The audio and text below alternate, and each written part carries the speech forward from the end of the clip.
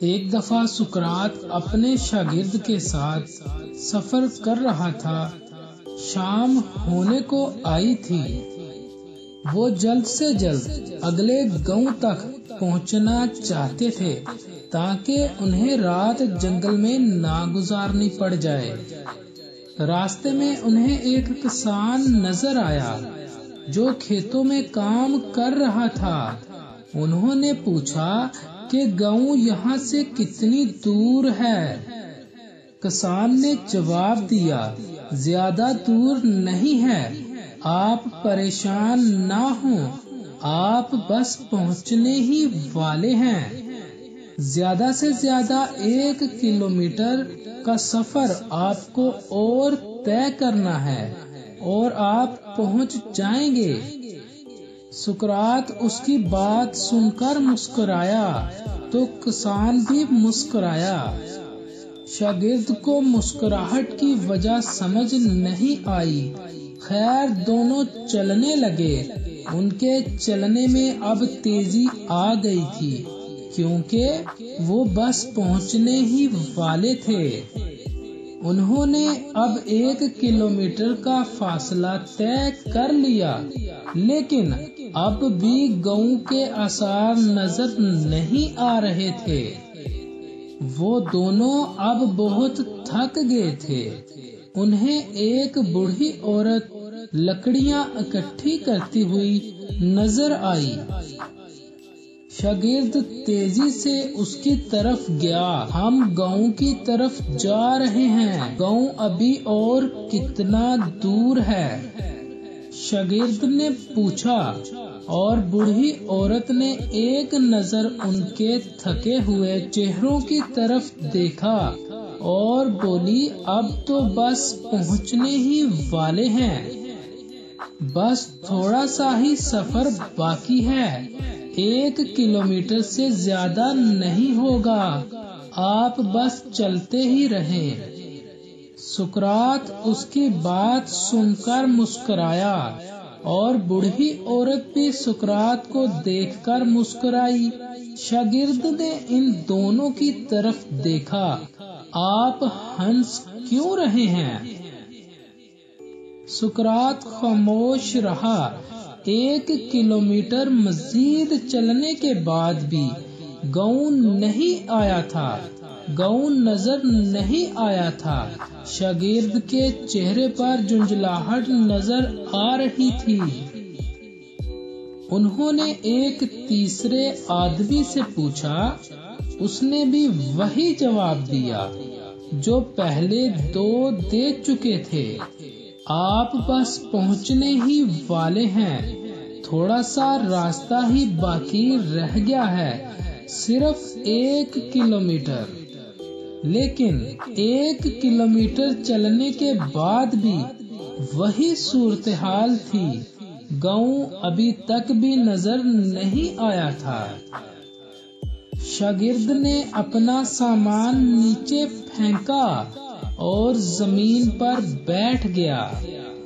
میں اب تھک گیا ہوں، میں اب نہیں چل سکتا، میں اب تھک گیا ہوں اور مجھے یہ بھی لگ رہا ہے کہ 1 کلومیٹر کا سفر کبھی ختم نہیں ہوگا۔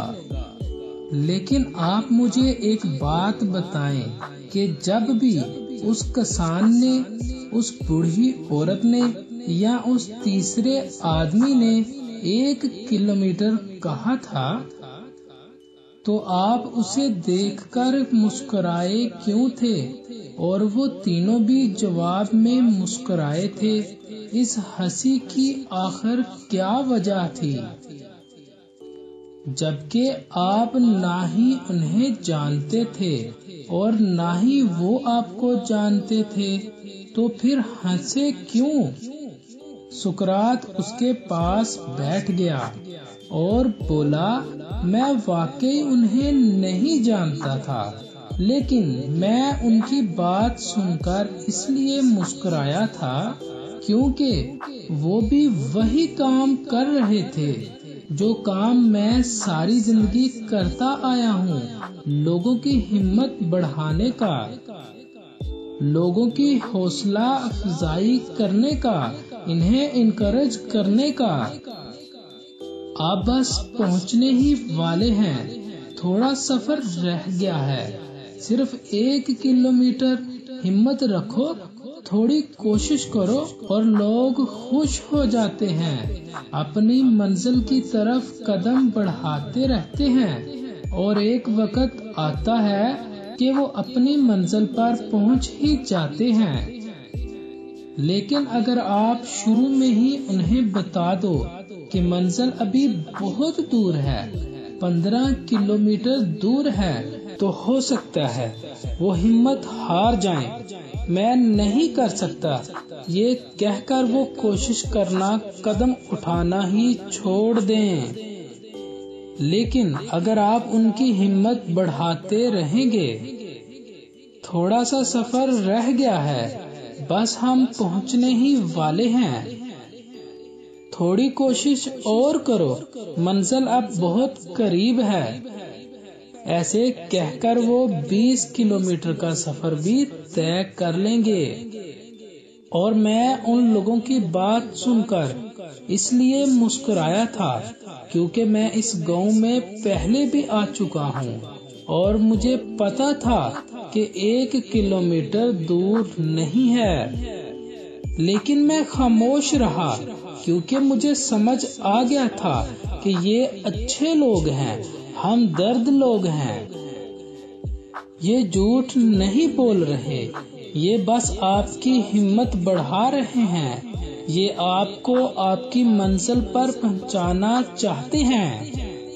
پہلے کسان کی وجہ سے ہم نے 1 کلومیٹر کا فاصلہ طے کر لیا، بوڑھی عورت کی وجہ سے ہم نے 1 اور کلومیٹر طے کر لیا، بوڑھے آدمی نے ہم سے 1 کلومیٹر اور کروا دیا، بس ہمیں 2-3 لوگ اور چاہیے تھے اور ہم اپنی منزل پر پہنچ جاتے۔